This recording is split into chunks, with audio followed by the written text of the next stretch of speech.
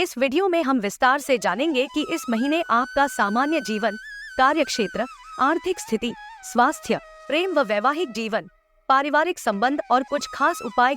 तो चलिए शुरू करते हैं इस महीने का राशिफल। तुला राशि, लिब्रा। सामान्य जीवन। तुला राशि में जन्मे जातकों के लिए यह महीना खर्चों से भरा रहने वाला है। हालांकि आपकी आमदनी भी ठीक ठाक रहेगी, लेकिन खर्च जरूरत से ज्यादा हो सकते हैं, जो आपको चिंता दे सकते हैं। इसके अतिरिक्त आपको अपनी स्वास्थ्य समस्याओं को भी गंभीरता से लेना होगा।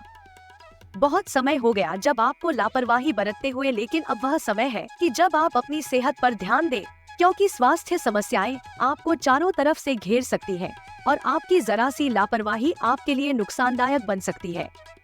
करियर की बात करें तो नौकरी करने वाले जातकों के लिए महीना अनुकूल है। आपकी मेहनत सफलता के द्वारा खुलेगी। आपको कड़ी मेहनत के लिए तैयार रहना चाहिए। नौकरी में बदलाव करने के लिए भी यह समय बन रहा है, लेकिन फिलहाल किसी नए बदलाव से बचें और जहां हैं वहीं बने रहें। व्यापार करने वाले जातकों के लिए लंबी यात्राओं का योग बनेगा और आपके व्यापार की उन्नति होगी। आपके नए संपर्क स्थापित होंगे, जिनसे भविष्य में भी आपको लाभ होगा। सरकारी क्षेत्र से लाभ होने के योग भी बनेंगे। प्रेम संबंधों में तनाव और तकरार की स्थिति बनी रहेगी। एक दूसरे को समझ न पाने के कारण अहंता, टकराव भी हो सकता है। विवाहित जातकों की बात करें तो आपके लिए महीने की शुरुआत से लेकर द्वितीय सप्ताह तक थोड़ा तनाव रहेगा। उसके बाद स्थितियों में कुछ हद तक सुधार आने लगेगा। विद्यार्थी वर्ग को कठिन चुनौतियों का सामना करने के लिए तैयार रहना चाहिए, इसलिए अपनी पढ़ाई पर पूरी तरह से ध्यान केंद्रित करना शुरू कर दें। पारिवारिक जीवन में सुख संतोष रहेगा और यही एक ऐसा क्षेत्र होगा जिससे आप संतुष्ट दिखेंगे और आपको आपके परिवार के लोगों का सहयोग सभी कार्यों में मिलता रहेगा, जो आपके आत्मबल को बनाए रखने में महत्वपूर्ण रहेगा। आपकी विदेश यात्रा के योग भी इस महीने बन सकते हैं। कार्यक्षेत्र। करियर के दृष्टिकोण से यह महीना आपके लिए अनुकूल रहने की संभावना है। दशम भाव में महीने की शुरुआत में बुध महाराज विराजमान रहेंगे, जो आपके भाग्य स्थान और द्वादश स्थान के स्वामी भी हैं। इससे भाग्य का सहयोग प्राप्त होगा। आपको नौकरी में अच्छी पदोन्नति मिल सकती है। आपको कुछ नए अवसर भी मिलेंगे कि जब आपको नौकरी बदलने का मौका मिल सकता है, लेकिन फिलहाल आपको इससे बचना चाहिए और जहां है वहीं पर बने रहना ज्यादा फायदेमंद होगा। भविष्य में आपको इसका और अधिक लाभ मिलने वाला है। आप अपनी हाजिर जवाबी और अपनी बुद्धिमत्ता के दम पर अपने कार्य क्षेत्र में अपनी अच्छी स्थिति बना पाने में सफल रहेंगे। आपके वरिष्ठ अधिकारी भी आपके काम से संतुष्ट दिखेंगे और आपको पुरस्कृत कर सकते हैं। वरिष्ठ अधिकारियों से सानिध्य बढ़ेगा और उनके द्वारा आपकी आमदनी में वृद्धि भी की जा सकती है, जिससे आप बहुत प्रसन्न रहेंगे। छठे भाव में राहु महाराज पूरे महीने विराजमान रहने वाले हैं और छठे भाव के स्वामी बृहस्पति महाराज पूरे महीने अष्टम भाव में विराजमान रहेंगे। यह दोनों ग्रह स्थितियों बताती है कि किसी तरह का नया बदलाव आपके लिए लाभदायक नहीं है, इसलिए जहां पर है आपको वहीं अपनी जगह पक्की करने की कोशिश करनी चाहिए। कुछ विरोधी सिर उठा सकते हैं, लेकिन आपको निश्चिंत रहना चाहिए, क्योंकि वह मूंग की खाएंगे। व्यापार करने वाले जातकों की बात करें तो सप्तम भाव के स्वामी मंगल महाराज पूरे महीने आपके नवम भाव में रहेंगे, जिससे व्यावसायिक यात्राओं की बढ़ोतरी होगी। व्यवसाय से संबंधित यात्रा करना आपको लाभ देगा और व्यवसाय में उन्नति भी प्रदान करेगा। इसके अतिरिक्त वक्री शनि महाराज की दृष्टि पूरे महीने आपके सप्तम भाव पर बनी रहेगी, जिससे काम में दबाव भी रहेगा और आपको बहुत ज्यादा मेहनत करने की आवश्यकता पड़ेगी। कई बार ऐसा लगेगा कि मेहनत करने के बाद भी परिणाम नहीं मिल रहे हैं, लेकिन आपको धैर्य रखना चाहिए। महीने के उत्तरार्ध में 18 तारीख को शुक्र महाराज आपकी राशि में यानी कि आपके प्रथम भाव में प्रवेश करेंगे और वहां से आपके सप्तम भाव को देखेंगे। यह समय व्यवसाय में और अच्छे बदलाव लेकर आएगा। व्यापार में अनुकूलता मिलेगी। कुछ नए व्यावसायिक संबंध स्थापित होंगे, जिनका आपको बेहद लाभ मिलेगा और व्यवसाय में प्रगति होगी। आर्थिक स्थिति। यदि आपकी आर्थिक स्थिति को देखा जाए तो यह महीना खर्चों से भरा रहने वाला है। हालांकि आपकी आमदनी अच्छी होगी। महीने की शुरुआत में सरकारी क्षेत्र से भी लाभ मिल सकता है और वैसे भी आपको आमदनी लगातार प्राप्त होती रहेगी, लेकिन पूरे महीने राहु केतु का प्रभाव द्वादश भाव पर होने से आपके खर्चों में बढ़ोतरी रहेगी। देवगुरु बृहस्पति भी अष्टम भाव में बैठकर आपके द्वादश भाव को देखेंगे और आपके खर्चों को बढ़ाएंगे और महीने के उत्तरार्ध में 16 तारीख से सूर्य भी द्वादश भाव में चले जाएंगे। इससे भी आपके खर्चे बढ़ेंगे, लेकिन दूसरी ओर शनि महाराज पूरे महीने एकादश भाव पर दृष्टि डालकर आपकी आमदनी को बनाए रखने में महत्वपूर्ण योगदान देंगे। मंगल की दृष्टि द्वादश भाव में होने से खर्चों में कटौती का कारण बनेगी। इसके अतिरिक्त देव गुरु बृहस्पति दूसरे भाव को देखेंगे, जो अचानक से कुछ धन प्राप्ति करने में आपकी मदद कर सकते हैं। इस महीने विदेश यात्रा पर भी खर्च हो सकता है, हालांकि बाद में उससे आपको धन प्राप्त भी होगा। आपको सावधानी के साथ आगे बढ़ना चाहिए। शेयर बाजार में निवेश करने के लिए यह समय उपयुक्त नहीं है, इसलिए अपने हाथ पीछे खींच लेना ही बेहतर होगा। नौकरी करने वाले जातकों को धन लाभ होगा और आपकी तनख्वाह में वृद्धि हो सकती है। स्वास्थ्य। यह महीना स्वास्थ्य के दृष्टिकोण से थोड़ा कमजोर रहने की संभावना है।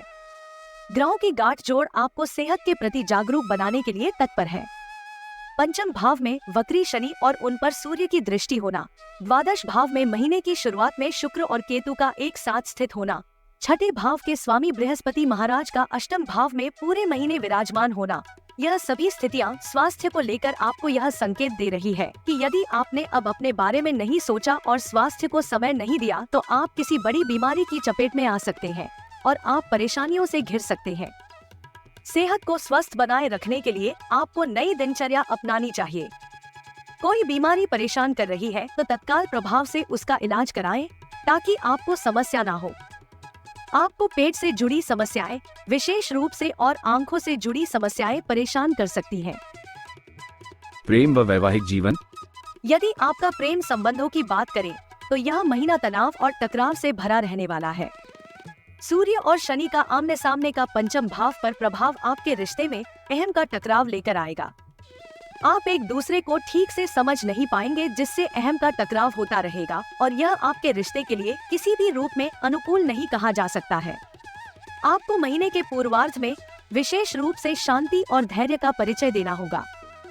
महीने के उत्तरार्ध में शुक्र आपकी राशि में प्रवेश करेंगे, जो आपके दिल को प्यार से भर देंगे और सूर्य भी द्वादश भाव में चले जाएंगे तो शनि की दृष्टि से मुक्त होंगे। ऐसी स्थिति में प्रेम संबंधों में धीरे धीरे समानता आएगी और आपको अपने रिश्ते में प्यार बढ़ाने का प्रयास करना होगा। विवाहित जातकों की बात करें तो यह महीना आपके लिए कुछ हद तक अनुकूल रह सकता है। हालांकि पूरे महीने वक्री शनि की दृष्टि सप्तम भाव पर रहेगी, जो थोड़ा सा जीवन साथी के व्यवहार को चिड़चिड़ा बनाएगी। लेकिन सप्तम भाव के स्वामी मंगल महाराज नवम भाव में विराजमान रहेंगे, जिससे जीवन साथी साहस और पराक्रम के साथ अपनी सभी जिम्मेदारियां को पूर्ण रूप से निभाएंगे। आप उनके साथ कहीं लंबी यात्रा पर जा सकते हैं। आपस में समय बिताकर भी आप अपने रिश्ते को परिपक्व बनाएंगे। महीने के उत्तरार्ध में 18 तारीख से शुक्र प्रथम भाव में बैठकर सप्तम भाव को देखेंगे और आपके रिश्ते को रोमानियत से भर देंगे। आपके रिश्ते में अपनापन और निकटता होगी, प्रेम होगा। इससे ज्यादा आपको अपने रिश्ते में और किसी चीज की आवश्यकता ही क्या है। वास्तव में महीने का उत्तरार्ध आपके लिए अपेक्षाकृत अधिक अनुकूल रहने वाला है। पारिवारिक जीवन। यह महीना पारिवारिक जीवन के लिए अनुकूल रहने वाला है। पारिवारिक जीवन में खुशहाली रहने की संभावना है। दूसरे भाव के स्वामी मंगल महाराज पूरे महीने आपके नवम भाव में विराजमान रहेंगे, जिससे आप परिवार के साथ किसी लंबी यात्रा पर या किसी तीर्थ यात्रा पर भी जा सकते हैं अथवा किसी साहसिक खेल में भाग ले सकते हैं। परिवार के लोग एकजुट रहेंगे और पूरी ईमानदारी और सामंजस्य के साथ परिवार की उन्नति में योगदान देंगे। चौथे भाव के स्वामी शनि महाराज पंचम भाव में वक्री अवस्था में विराजमान रहेंगे और उनके ऊपर महीने की शुरुआत में सूर्य देव की दृष्टि रहेगी, जिससे पिता पुत्र के संबंधों में तनाव बढ़ सकता है और पिताजी को स्वास्थ्य कष्ट परेशान कर सकते हैं। लेकिन महीने के उत्तरार्ध में सूर्य देव के द्वादश भाव में चले जाने से इन समस्याओं में कमी आएगी। चौथे भाव पर बुध महाराज 4 तारीख तक दृष्टि डालेंगे और मंगल की दृष्टि पूरे महीने चतुर्थ भाव पर बनी रहेगी। इसके अतिरिक्त देव गुरु बृहस्पति महाराज पूरे महीने दूसरे और चौथे भाव पर दृष्टि डालते रहेंगे। इससे परिवार में सौहार्द बढ़ेगा। परिजनों के बीच आपसी प्रेम और अपनत्व की भावना बढ़ेगी। एक दूसरे का मान सम्मान करेंगे। परिवार के वृद्ध सदस्यों का आशीर्वाद आपको हर काम में मिलेगा। आपके भाई बहनों को कुछ समस्याओं का सामना इस महीने करना पड़ सकता है। ऐसे में आपको उनकी सहायता के लिए तत्पर रहना चाहिए। 5.